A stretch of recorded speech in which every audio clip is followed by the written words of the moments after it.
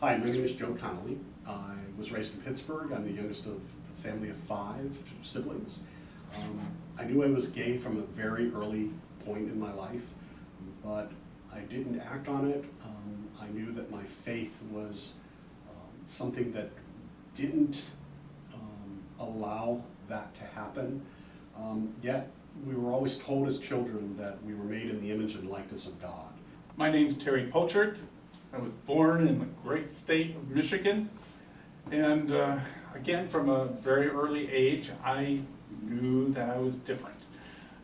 Grew up in a farming community where it didn't really have a lot of contact with a lot of gay people, so my friends, my circle was my friends in high school. I was also raised in a very religious household, very strict form of Lutheranism. So really couldn't talk too much with my family, my friends, my pastor about all my feelings.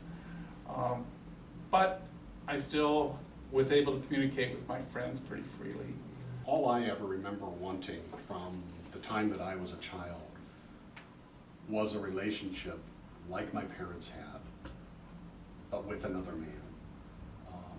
It took me a number of years to find that person, and I found that relationship in my partner, Terry.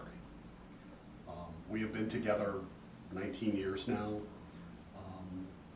In 2003, when Massachusetts allowed same-sex marriage to occur, shortly after that time, we went to Jerome and we purchased our wedding rings that we have on today.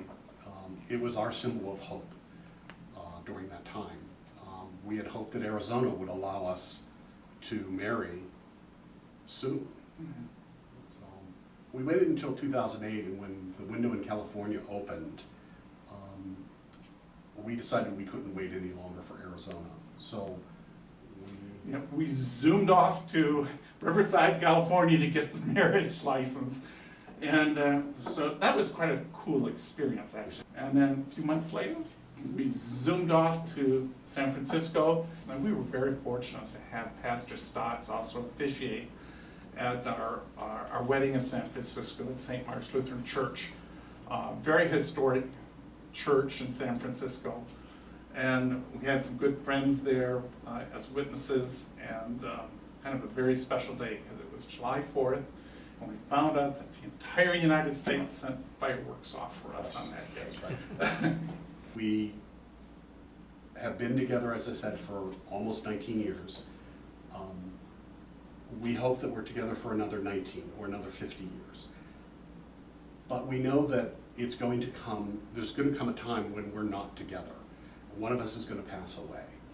And we have made this commitment in California. We want this commitment here in Arizona. When we die, we want our spouse's name on our death certificate. Whoever goes first. I mean, this is to death do us part. And that's why we're doing this here in Arizona. For us, this is now a personal freedom of religion issue. Our denomination allows it, but our state is preventing it. So that's another aspect of this. It's important to us, and it's important to others here in Arizona in denominations where same-sex marriage is allowed, but the state is denying us that access.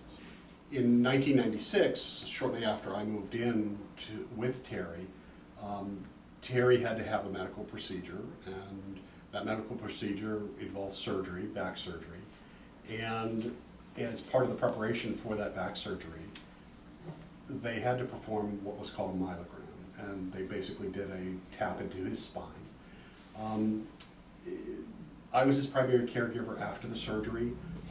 Fortunately, during that time, his family, his mother and his sister, included me in the discussions with the doctor at the hospital. So the surgery was a success. But we got home, and about 3 or 4 days later, there were complications. I had to rush home from work, pick Terry up, and get him to the hospital. At that time, his family wasn't with us. The myelogram that they performed had actually started leaking spinal fluid Mhm. from his spinal column, and he was losing his hearing. He was losing his. It was actually a test before the surgery, but yeah, it started leaking. All I can remember is I think I called you at work saying something's very wrong. And all I remember, Joe rushing home and then driving me to the hospital. And by the time we got to the hospital, I don't remember much. I just collapsed at the hospital, in fact, I lost all my hearing and most of the eyesight. So all I can remember being there and wheeled into the operating room. And from that point, I wasn't permitted any access to the behind the scenes because I wasn't a legal spouse, I wasn't family. No one really kept me updated during that time. So I waited in the waiting area, really not knowing what was going on with him behind the scenes.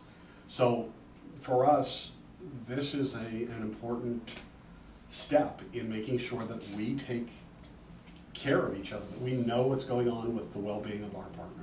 And all I can remember is some of the doctors, they had to pull blood out of another part of the body and then they injected around the spine to create what they call a blood patch. And finally, coming out of it was very good.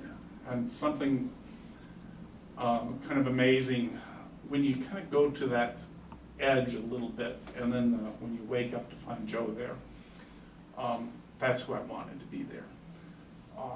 And it sort of kind of sealed our relationship a little bit, for me especially, and we just knew we had to be together.